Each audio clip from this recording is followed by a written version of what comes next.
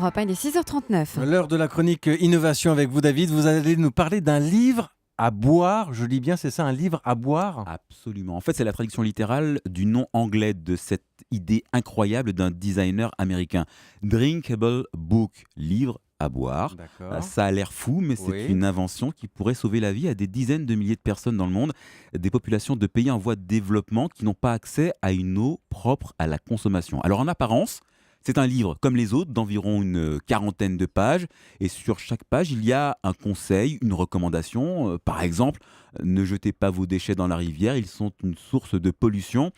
Ça, c'est pour la prévention. Mais là où c'est vraiment génial, c'est que chaque page est détachable. Comme dans un carnet, mais là, je ne comprends pas où est l'innovation. Eh bien, chaque page, en fait, c'est un filtre, un purificateur. Ce livre à boire est fabriqué dans un papier très spécial. Il est en fait recouvert de nanoparticules d'argent, des nanoparticules dont la fonction est d'attaquer les bactéries qu'on retrouve dans les eaux impures.